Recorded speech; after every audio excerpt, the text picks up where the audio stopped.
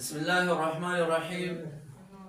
ګوره محترمو ته دې قانون نوم دی یسلو والا قانون. د دې قانون خلاصه داسې ده هر حمزه چې متحرک وي او ماقبل د هغې ساکن مظهر وي او قابل د حرکت هم وي، نو د دې حمزه حرکت به موږ رانقل کړو، ماقبل له به ورکړو او دا حمزه چې کوم دی نو دا به موږ څه کړو، حذف به کړو.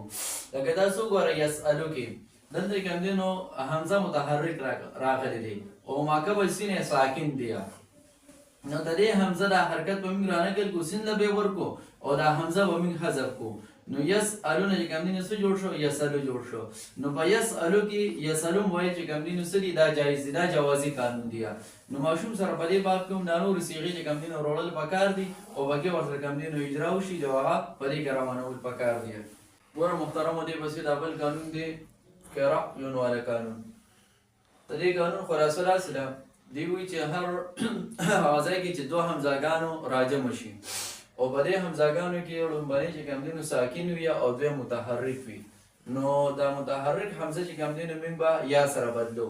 لکه تاسو ګورئ کې قرأون دلته کې دوه حمزاګان راغله، دا لومړی ساکن دی او دا دویم چې کوم دی نو متحرک دی، نو موږ دا دویم حمزه چې کوم دی نو یا سره بدل کړو، نو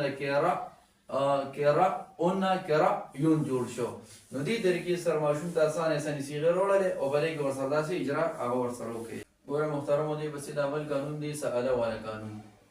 د دې قانون خلاصه داسې ده، دی هر حمزه چې هغه متحرک وي او د دې نه دا یوازې راغلی وي او ماقبل هم چې کوم دی نو د دې سیه متحرک وي، نو دا حمزه چې کوم دی نو موږ به د خپلو حرکت موافق حرف علت سره بدلو.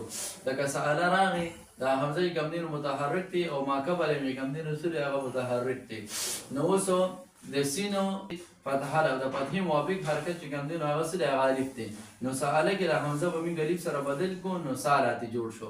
نو سأله کې سال هم ویل سړي دا جایز، دا جوازي قانون دی.